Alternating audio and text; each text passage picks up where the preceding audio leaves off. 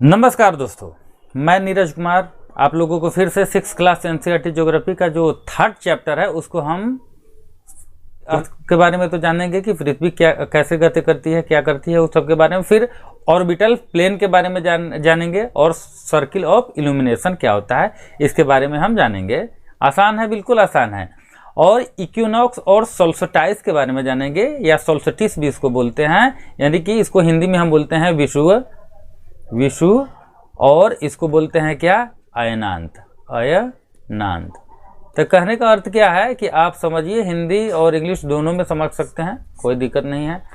तो हम देखते हैं क्या, सबसे पहले मोशंस ऑफ द अर्थ, यानी कि ये टॉपिक सबसे पहले हम, और मेन चैप्टर भी जो है इसी के इर्द गिर्द है। तो हम देखते हैं क्या, अर्थ का मोशन किस तरह का होता है, किस तरह का मोशन जो है अर्थ की गति कैसे करती है, कैसे अर्थ जो है क्या करती है, उसके बारे में जानते हैं। सबसे पहले हम देखते हैं कि अर्थ कितने तरह की मोशन करती है, यानी कि कितने तरह की गति जो है पृथ्वी की है उसके बारे में। तो पृथ्वी मेनली 2 तरह की गति करती है। एक तो वो अपने धुरी पे घूमती है, यानी कि अपने एक्सिस पे घूमती है। हमने एक्सिस को डिस्कस किया था। एक्सिस किसे कहते हैं, ये अर्थ हुआ और ये हुआ, ये एक्सिस हुआ। ये सब क्या है, ये एक्सिस है।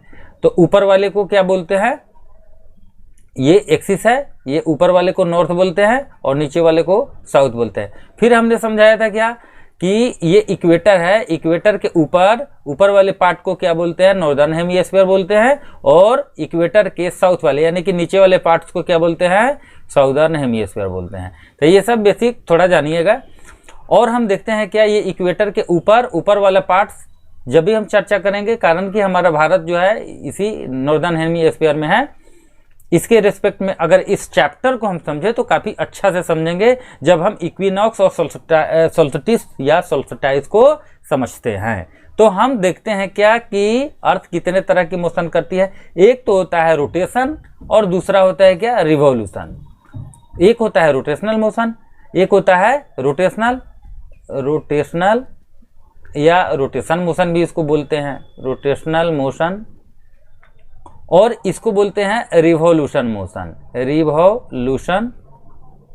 मोशन। तो ये क्या होता है, रोटेशनल मोशन क्या होता है, यानी कि एक दिन में क्या होता है, अपने इसी एक्सिस पे, अपने इसी धुरी पे अर्थ क्या करती है, एक चक्कर लगा लेती है। लट्टू को देखते हैं जो अपने किल पे नाचती है, जस्ट उसी तरह हम इमेजिन करेंगे कि हमारी पृथ्वी भी क्या है, अपने एक्सिस पे एक चक्कर लगाती है। उस चक्कर को लगाने में उसको 24 घंटा का समय लगता है। अगर एग्जैक्ट देखा जाए तो 23 घंटा 56 मिनट कुछ सेकेंड होता है, उतना डिटेल्स नहीं जाएंगे।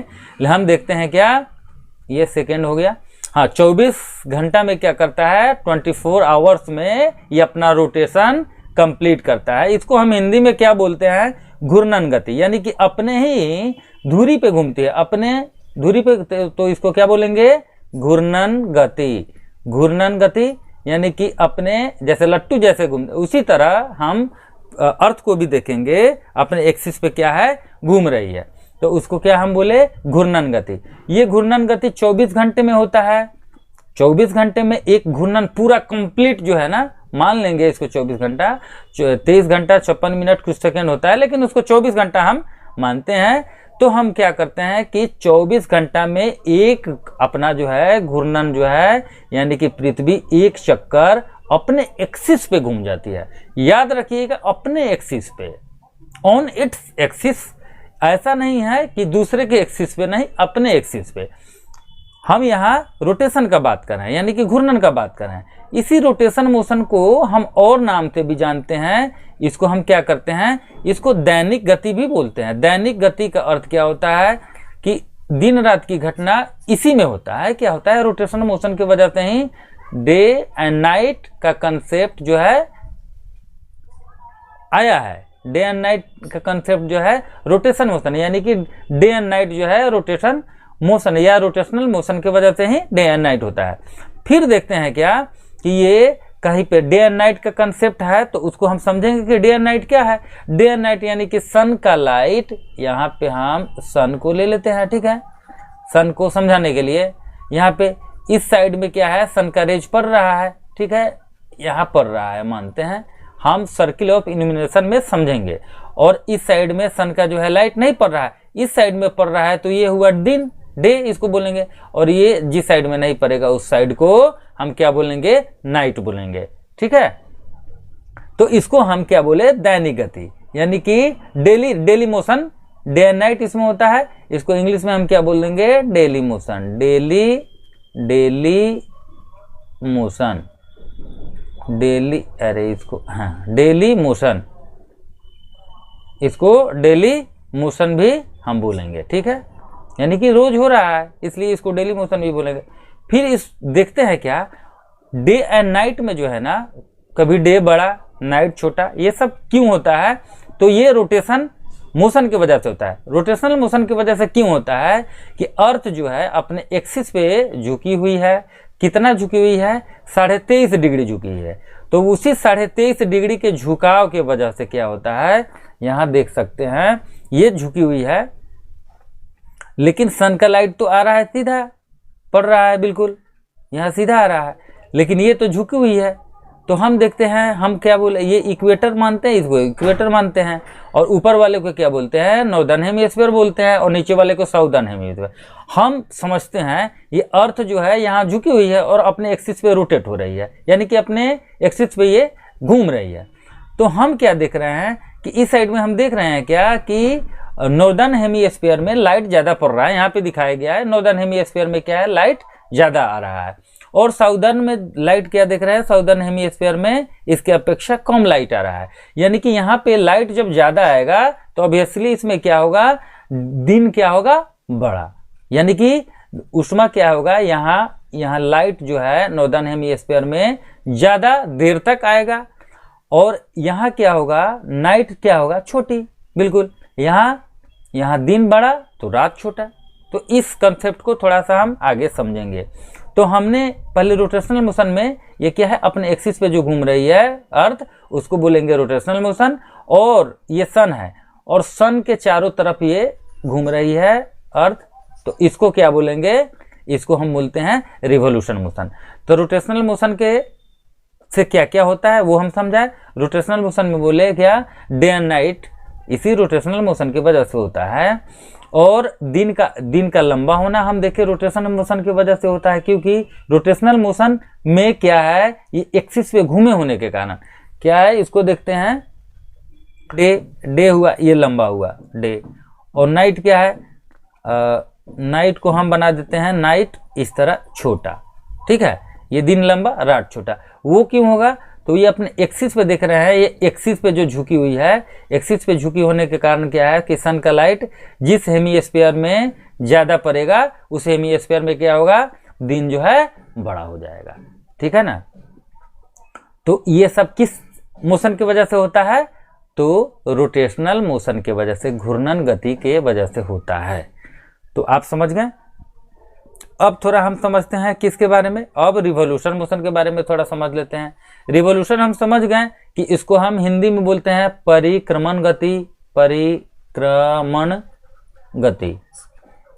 ये क्या होता है कि 1 ईयर में क्या है कि हमारी जो पृथ्वी है, पृथ्वी सन के चारों तरफ जो है घूमती है, सूर्य का जो परिक्रमा करती है, दीर्घ वृत्ताकार पथ में परिक्रमा करती है, याद रखिएगा इलिप्टिकल पाथ उसको बोलते हैं। उस पाथ में जब वो परिक्रमा करती है तो इसको क्या होता है कि इसको 365 दिन लगता है परिक्रमा करने में। तो एक नंबर में क्या है, 365 दिन डेज, और 6 आवर्स घंटा भी लगता है, ठीक है, 6 आवर्स।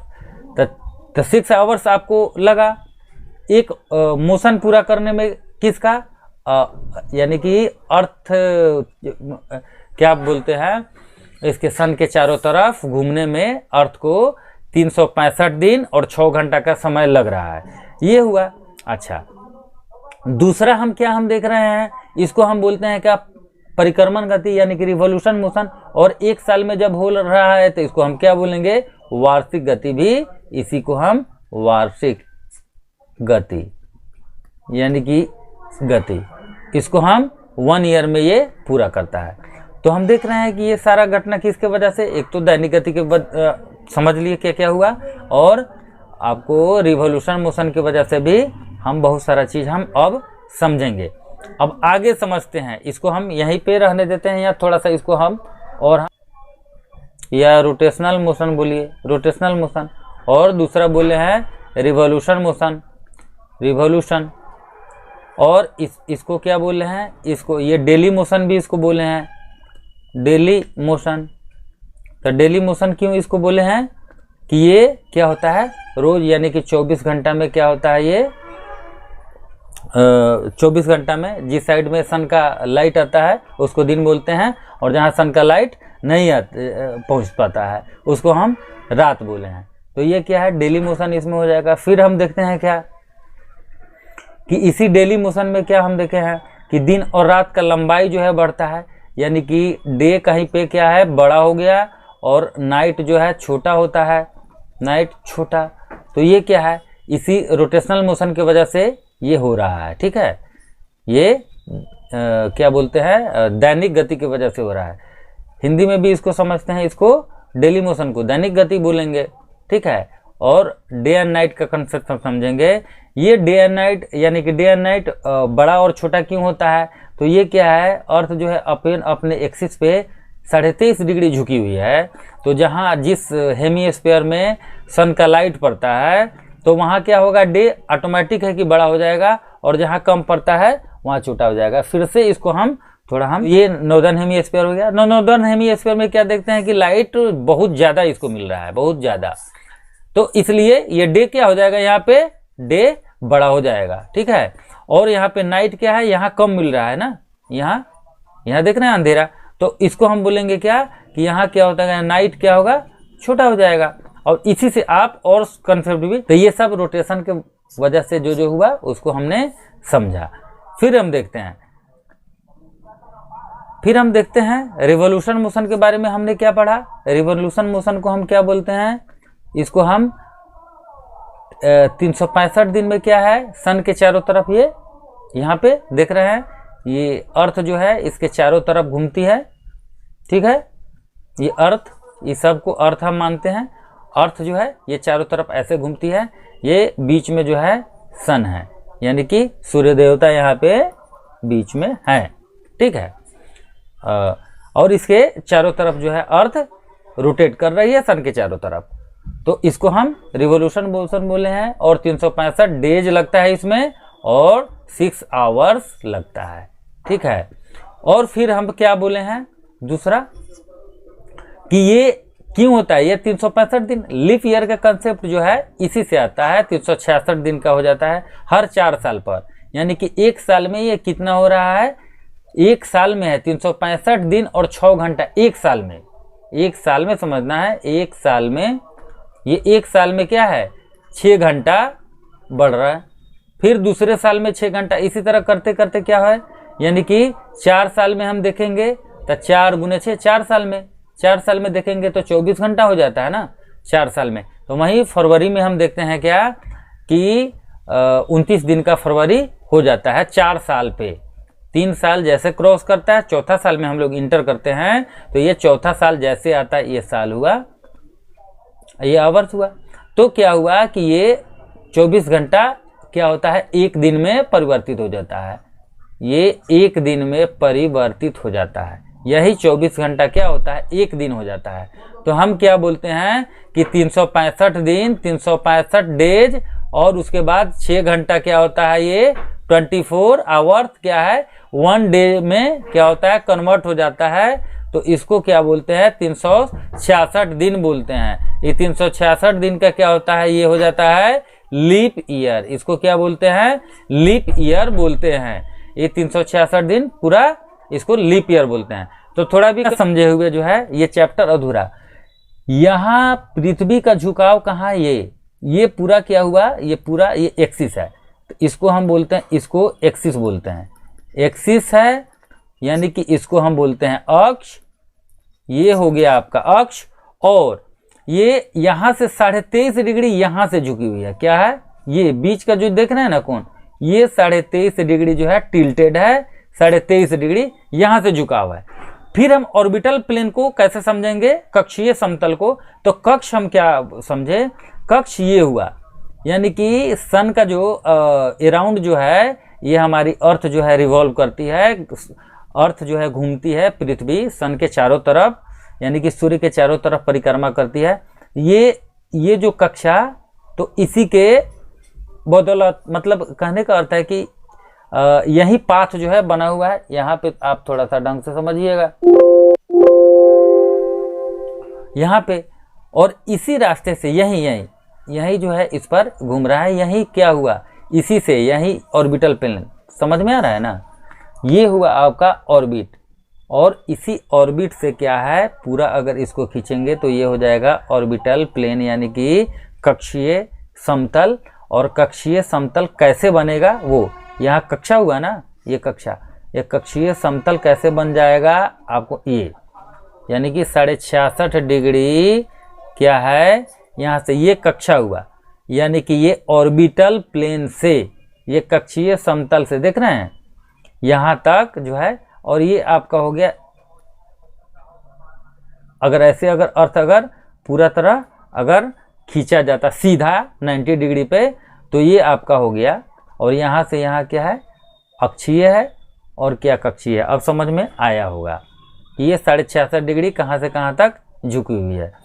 अब हम देखते हैं प्रदीप्ति वृत्त के बारे में समझते हैं। प्रदीप्ति वृत्त हम समझते हैं कि प्रदीप्ति वृत्त क्या है। प्रदीप्ति वृत्त क्या है, ये बहुत आसान है कि सन का लाइट जहां तक पहुंच पाता है, यानी कि ऊपर वाले को हम क्या बोले, यहाँ इक्वेटर से ऊपर, ये हो गया नॉर्थ पोल, नॉर्दर्न हेमिस्फीयर, ये नॉर्थ पोल हो गया, यहाँ पे साउथ पोल हो गया। तो यानी कि यहाँ से यहाँ तक बिल्कुल ये पूरा क्या हुआ, नॉर्दर्न हेमिस्फीयर में आता है और ये साउदर्न हेमिस्फीयर में आता है। और सन का लाइट क्या है, सन का लाइट जब इस पे पड़ रहा है तो ये अर्थ ऐसे झुकी हुई है बिल्कुल। तो हम देख रहे हैं क्या, यहाँ से अगर हम एक और रेखा अगर खींचते हैं ऐसे, ये एक्सिस है, ठीक है, ये एक्सिस हुआ, लेकिन एक्सिस है तो हम देख रहे हैं क्या कि यहाँ सन का लाइट जो है यहाँ भी पड़ रहा है और यहाँ पे नहीं पड़ रहा है, समझ में आ रहा है। और इसको क्या होता है, इसको हम दो पार्ट में हम बांट देते हैं, कहाँ तक सन का लाइट पड़ रहा है, इसको अच्छे से हम समझते हैं, बिल्कुल अच्छे से समझते हैं कि इसको हम क्या बोलते हैं। इसको तो समझाने के लिए प्रदीप्ति वृत्त को सीधे हम बोल सकते हैं कि वह वृत्त जो दिन रात को विभाजित करती है, लेकिन वो विभाजित करने का मतलब क्या, जब तक समझे नहीं।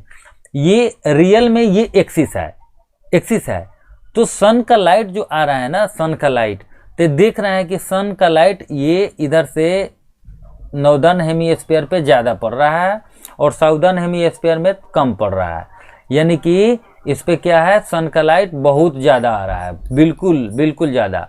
और इससे क्या होता है कि दिन रात जो है विभाजित होता है। तो हम इसको हम बोलेंगे वह वृत्त जो दिन रात को विभाजित करती है उसको। यह वृत्त अक्ष के साथ नहीं मिलती है, अक्ष हम इसको, ये एक्सिस के साथ ये क्या है, नहीं मिलते हैं, बिल्कुल नहीं मिलते हैं कहीं पे। तो हम देख रहे हैं क्या कि यहाँ पे लाइट पड़ रहा है बिल्कुल इस साइड में, और इधर लाइट नहीं पड़ रहा है। तो इसको जो विभाजित करने वाले ये, तो हम इसको बोलेंगे क्या, सर्किल ऑफ इल्यूमिनेशन। समझ में आ रहा है ना, बिल्कुल इसको बोलेंगे, इसको बोलेंगे सर्किल ऑफ इल्यूमिनेशन। ये दिन रात को क्या करती है, विभाजित करती है, ये दिन रात को अलग करती है बिल्कुल। यहाँ से यहाँ पूरा जो है कंप्लीट रात हो जाएगा, तो यहाँ पे यहाँ पूरा दिन हो जाएगा।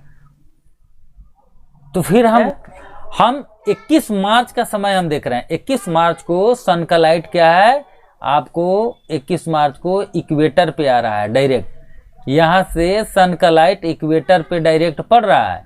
तो 21 मार्च को ये घटना हो रहा है, ये पूरा इक्वेटर पर क्या है, सन का लाइट सीधे एकदम सीधे जा रहा है बिल्कुल। तो फिर जो है अर्थ जो है अपने एक्सिस पे भी घूम रही है और सन के चारों तरफ भी घूम रही है। अब यहाँ से यहाँ अर्थ यहाँ आई, यानी कि 21 जून का ये घटना हो रहा है। तो 21 जून में क्या होता है कि 21 जून में जैसे प्रवेश किया, तो यहाँ पे इक्वेटर से क्या होता है, सन का लाइट यहाँ ट्रॉपिक ऑफ कैंसर पे आने लगता है, ट्रॉपिक ऑफ कैंसर पर।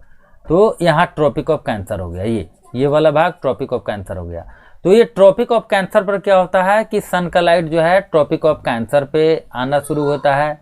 तो इसको हम क्या बोलते हैं, समर सोल्स्टिस बोलते हैं या समर सोल्स्टाइस बोलते हैं, यानी कि क्या बोलते हैं, समर सोल्स्टाइस। यानी कि गर्मी का मौसम कहाँ पे होगा, सन का लाइट जब ट्रॉपिक ऑफ कैंसर पे आ रहा है तो ट्रॉपिक ऑफ कैंसर यानी कि इक्वेटर से ऊपर, जब इसको हम दो पार्ट में बांटेंगे, इसको हम बोले हैं नॉर्दर्न हेमिस्फीयर और इसको बोले हैं क्या, साउदर्न हेमिस्फीयर। ठीक है, तो नॉर्दर्न हेमिस्फीयर में क्या होगा, गर्मी का मौसम होगा, गर्मी होगा, और यहाँ पे क्या है ये, और साउदर्न में क्या होगा, ठंडी का मौसम होगा, शीत ऋतु होगा।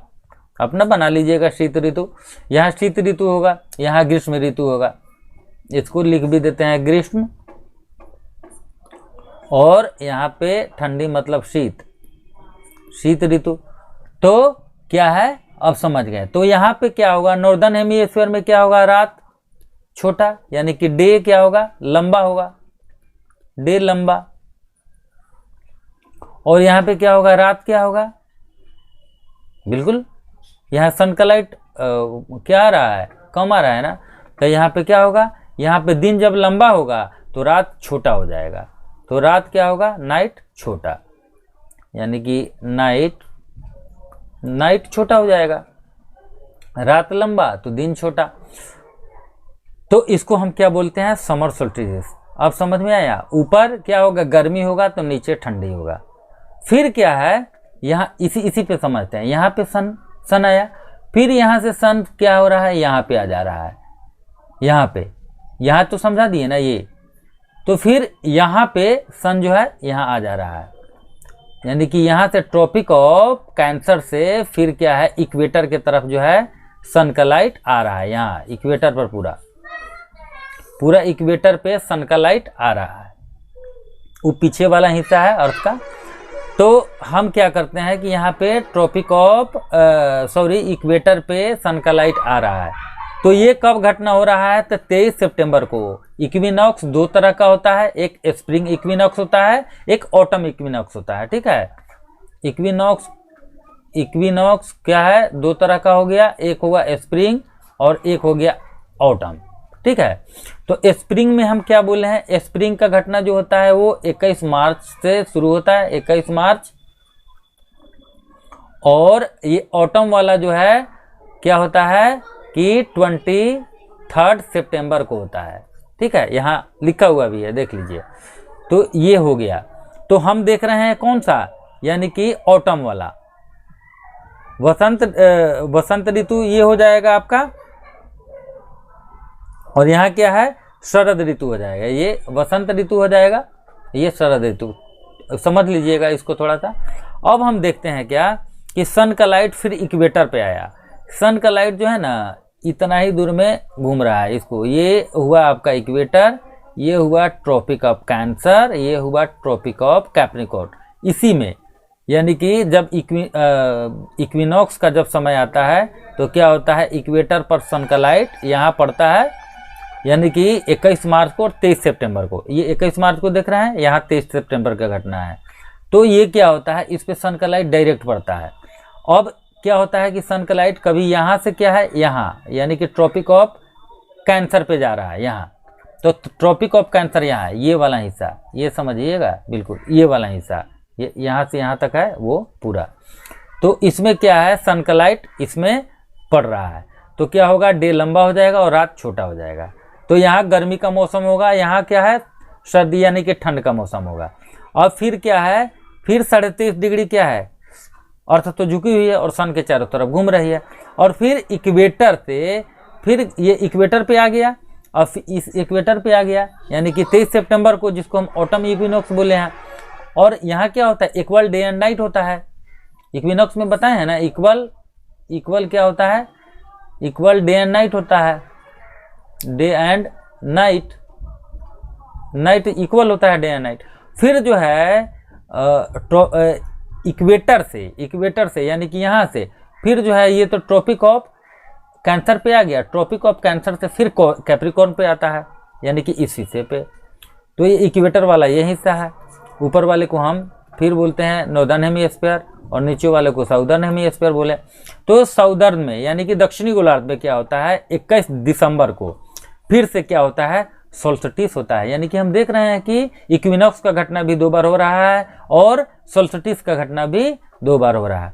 तो फिर क्या है कि इक्वेटर से ट्रॉपिक ऑफ कैप्रिकॉर्न यानी कि मकर रेखा पे सन का लाइट जो है आ रहा है। तो यहाँ क्या होगा, यानी कि क्या बोलते हैं, साउदर्न में डे क्या हो जाएगा, बड़ा हो जाएगा, और नाइट क्या होगा, छोटा, नाइट जो है छोटा हो जाएगा। ठीक है, तो यहाँ क्या है, गर्मी का मौसम आ जाएगा, यानी कि ग्रीष्म ऋतु। यहाँ दक्षिणी गोलार्ध में ग्रीष्म का मौसम होगा और उत्तरी गोलार्ध में क्या होगा, शीत का मौसम होगा, यानी कि ठंडी का मौसम होगा। समझ में आ रहा है ना, बिल्कुल। तो हम धीरे